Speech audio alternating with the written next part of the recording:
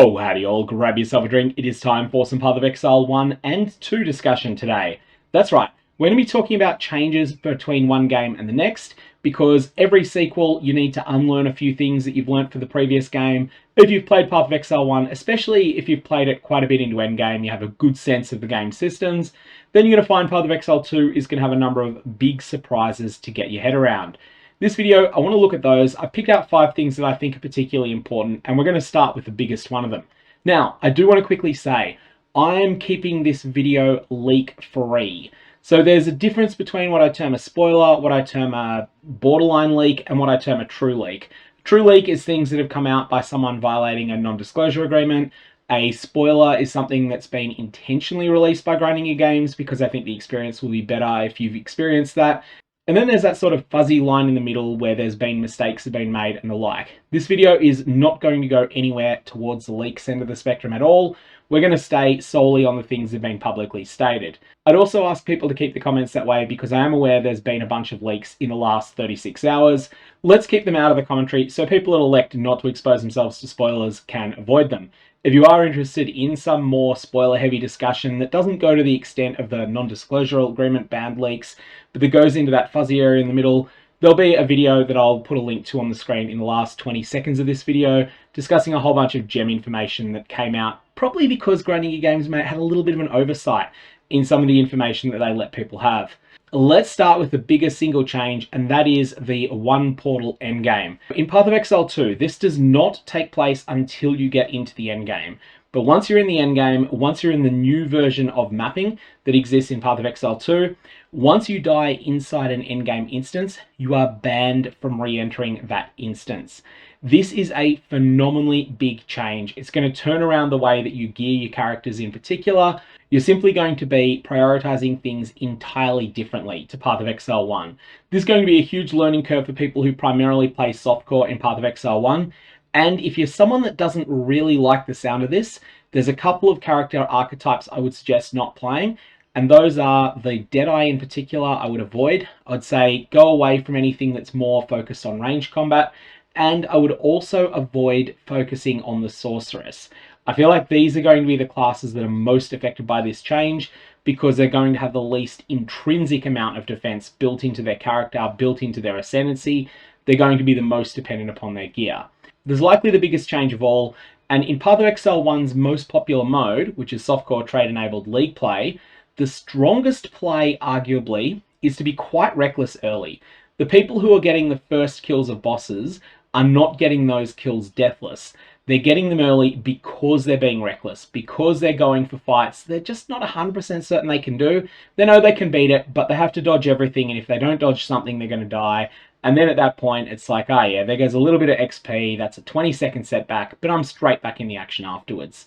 In PathOfExile 2, that style of play is not going to be rewarded in the way that it is in PathOfExile 1. So no more are you going to want to focus on building offensive power first, and only then focusing on defensive power, which is arguably the strongest way to play in softcore trade-enabled play at least. Instead, in PathOfExile 2, you're going to want to do something different entirely. You're going to want to focus on defensive power first. Get that sorted, and once you've done that, then you start working on your character's offensive power. Now, I do think there'll be space for extremely skilled players, players who know every single boss mechanic really well, who have just a very good eye for what monsters are dangerous and can react very quickly when they come on the screen. There'll definitely be a space for a speedrunning community that will disregard this advice. You should consider this advice to be the baseline, but not something you have to follow. Now, this change on its own is going to test your knowledge of boss mechanics and gameplay execution, but it's going to do this even more if you elect to still play a really squishy character. However, I don't think that this focus on being more defensive will go as far as it does in PathOfExile 1's hardcore game mode.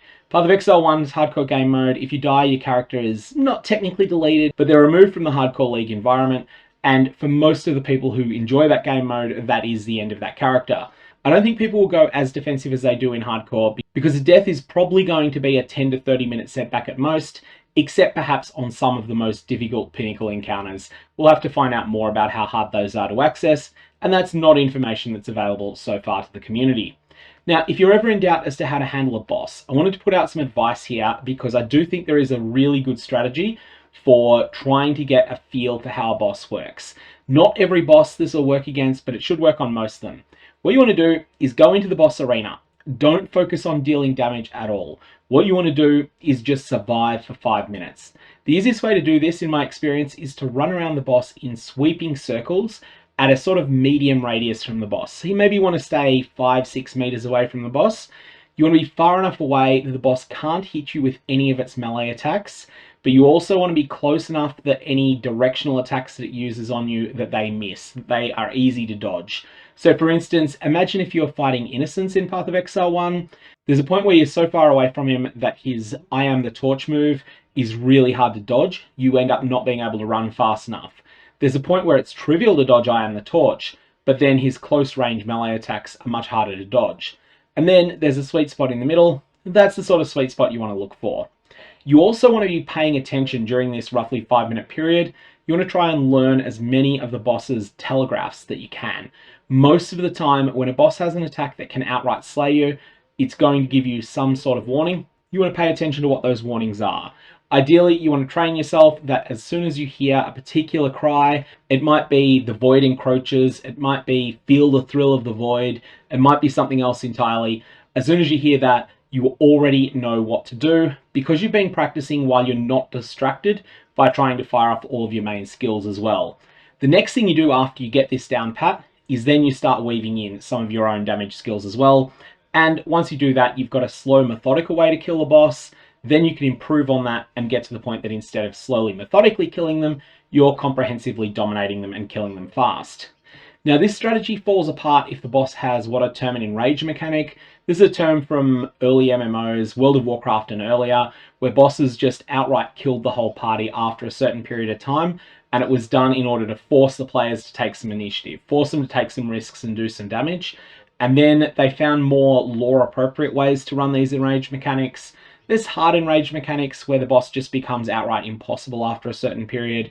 And then there's what players term soft enrages, which is where the boss has some sort of mechanic that escalates in difficulty the longer the fight goes. Most common way this has happened in Path of Exile 1 has been enduring bad stuff on the ground zones. You find this on the Shaper encounter, the Elder encounter, the Uber Elder encounter, but particularly on encounters against Uber Pinnacle bosses. There's a whole bunch of things that just build up more and more hazards in the arena until eventually you find that you run out of time and the boss ends up there's nowhere safe to stand, you just get slaughtered.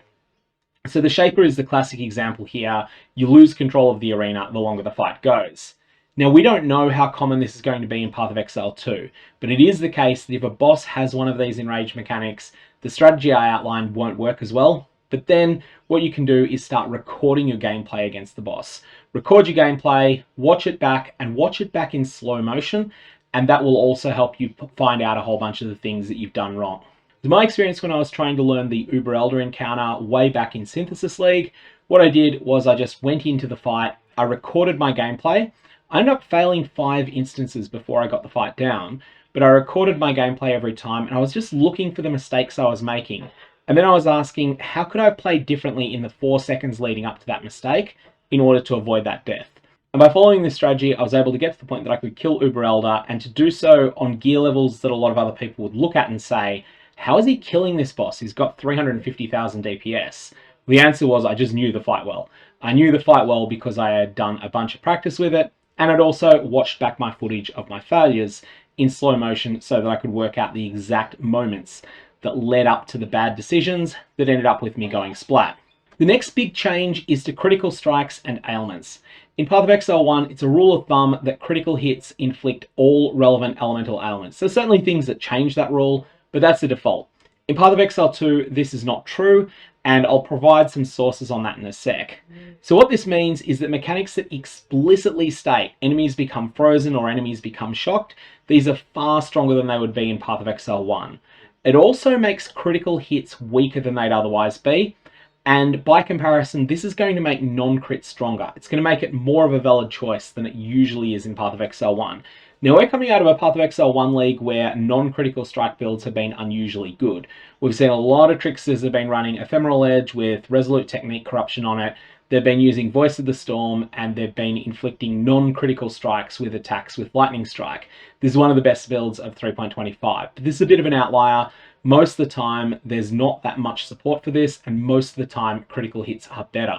In PathOfExile 2, maybe there'll be a bit more balance between non-crit instant application damage and critical strike instant application damage. So let's talk about those sources here. These come from Viperesque, who is a Grinding Gear Games employee, and their Discord comments, they're still public. They're in the POE2 channel inside Grinding Gear Games' official Discord. Ignite and Shock chance are based upon damage relative to the monster's ailment threshold. Currently, it's a base of 25% chance to apply per 100% of ailment threshold the hit deals. Crits have no specific interaction with ailments. They're more likely to inflict Ignite and Shock because they deal more damage, but that is it. And damaging ailments care about the final pre-mitigation damage of the hit now, so crit damage naturally affects Ignite damage with crits. There's a lot to unpack there, and one of my plans after the game goes live and after we know everything about the way PathOfExile 2 works is going to be to put together an Ailments 101 video. That's going to be one of my major projects in week 1. I'm expecting it's going to take a bunch of time while you folks are all playing the game. I'll be putting that one together, but that's something to keep in mind to look out for when it comes out. But until then, this is what we know. Critical hits and being separated from ailments, crits will still be better at inflicting ailments. If a critical hit causes you to do 700 damage instead of 400, then the critical hit will be better at inflicting ailments than a 400 damage hit would be, but it will not be better than a 700 damage non-critical hit would be from a character that's just stronger. Okay, next we need to talk about resistances. Elemental resistances are considered pretty much mandatory in PathOfExile 1, and for new players, I think by the time you hit maybe Act 4, you kind of want to have all of your resistances capped. Veteran players definitely can skimp on this a lot, and it's not uncommon for veteran players to run all the way through the acts with no resistance over 60%, or at most one resistance over 50. But that's because we have a lot of knowledge. For new players, the core expectations of the game are that somewhere mid to late in the campaign, and probably middle, you end up getting your resistances sorted, and they stay sorted for the rest of the game and progression into endgame. PathOfExile 2 is going to be different. Resistance capping is something that is an endgame thing, rather than something you should expect to do early or in the middle of the campaign. So again, we've got some quotes here from Viperesque about this. The first one is saying that it's much more acceptable to have low resistances later in the campaign than it is in PathOfExile 1. I probably shouldn't speak to the exact balance points, but res capping is more of an endgame expectation. And then someone came along with a comment saying Last Epoch's resistance system is bad, and Viperesque's response was to say actually they thought that Last Epoch's resistance system was actually brilliant from a game design perspective.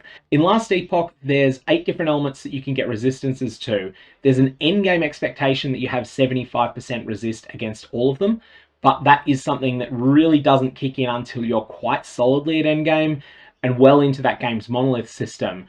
Earlier on, it's generally expected that your resistances are reasonably in line with your character level. So if you're level 35, then it's expected you have about 35 to each resist.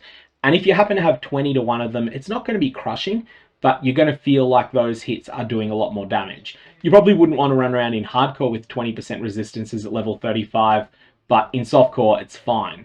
In PathOfExile 2, there'll be more of a Last Epoch feel than there is a PathOfExile 1 feel.